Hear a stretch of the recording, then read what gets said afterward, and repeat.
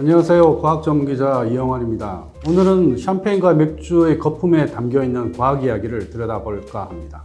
샴페인은 축구하는 자리에서 의례 등장하는 술입니다. 거품이 터지고 그러면 모든 사람들의 기분도 다 좋아집니다. 그런데 샴페인 거품을 본 적 있나요? 올라오는 거품 한번 보여드릴게요. 기포가 올라오는 걸 보면은 신기하게도 하나씩 줄지어 올라갑니다.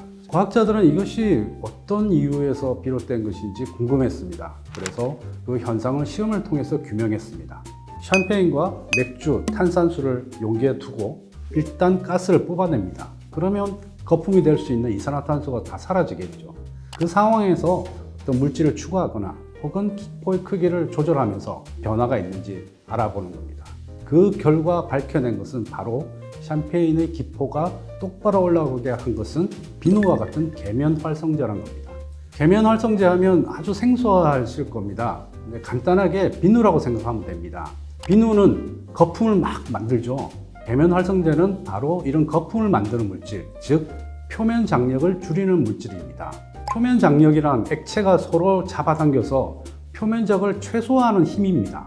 그러면은 표면 장력이 작아지면 어떻게 될까요? 표면적이 마구 늘어나겠죠. 바로 그것이 거품입니다. 거품 하나하나 표면적을 다 따지면은 그 액체 전체 부피보다 훨씬 더 많아집니다. 이렇게 하는 것이 바로 계면 활성제라는 거죠. 샴페인에는 그 계면 활성제가 들어 있습니다. 바로 샴페인 특유의 향을 내는 물질입니다. 지방산이라든지 단백질이라든지 그런 성분들입니다. 일종의 좋은 불순물이죠. 이런 불순물 때문에 샴페인이 아주 좋은 향기가 나는데 그 계면 활성제 때문에 올라가는 기포가 다른 액체와의 마찰력이 줄어들어서 일렬로 올라갈 수 있다는 겁니다. 또 다른 하나의 원인은 기포가 크면은 또 똑바로 올라가게 하는 힘이 있었습니다. 기포가 커지면은 마치 길을 열듯이 쭉 밀고 올라가고 다른 기포들은 자연스럽게 올라갈 수 있다는 겁니다. 그러면 다른 음료는 왜 샴페인처럼 기포가 똑바로 올라가지 않을까요? 일단 탄산수에는 불순물이 들어있지 않습니다. 즉 계면 활성제가 없는 거죠. 그러니까 거품이 막 불규칙하게 올라갑니다. 맥주에도 약간의 불순물이 들어있습니다. 그렇기 때문에 어떤 때는 올라가는 것처럼 똑바로 올라가는 것처럼 보입니다. 그렇지만 대부분은 기포가 올라가다가 여러 군데로 흩어집니다. 그래서 여러 개가 동시에 올라가는 것처럼 보입니다. 샴페인처럼 하나씩 올라가지는 않습니다. 거품이 나온 김에 또 다른 술 이야기를 해볼까 합니다. 여러분들이 좋아하는 흑맥주 있죠? 기네스 흑맥주를 보면은 마치 거품이 밑으로 내려오는 것 같습니다. 우리가 생각하기에 기포는 항상 올라가는 거죠. 실제하는 현상이긴 합니다. 그런데 반쪽만 본 것이라고 볼 수 있습니다. 흑맥주에서 기포가 당연히 올라가겠죠. 올라가면은 잔 표면에 뭉칩니다. 뭉치면은 자연히 주변의 맥주를 밀어냅니다. 그러면 밀려난 맥주는 다시 가장자리에서 밀도가 높아져서 아래로 내려갑니다. 아래로 내려가면서 주변에 있는 기포를 같이 끌고 내려가는 거죠. 그 모습이 우리에게 밑으로 내려가는 기포로 보입니다.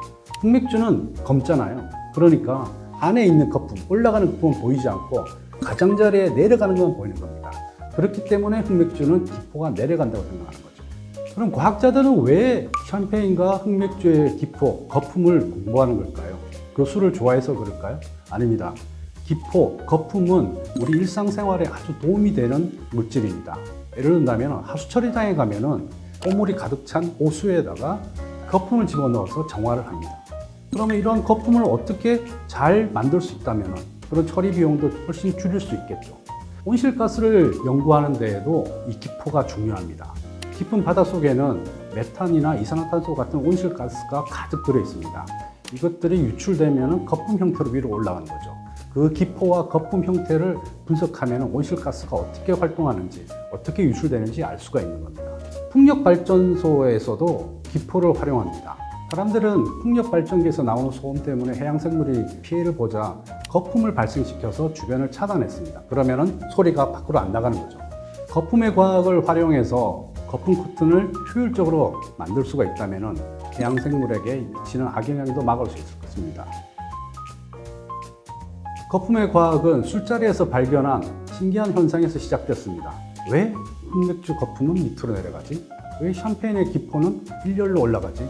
이러한 일상의 궁금증을 해결하다가 결국에는 하수처리라든지 온실가스 연구라든지 이런 인류를 위한 아주 실용적인 목적으로도 활용이 된 겁니다.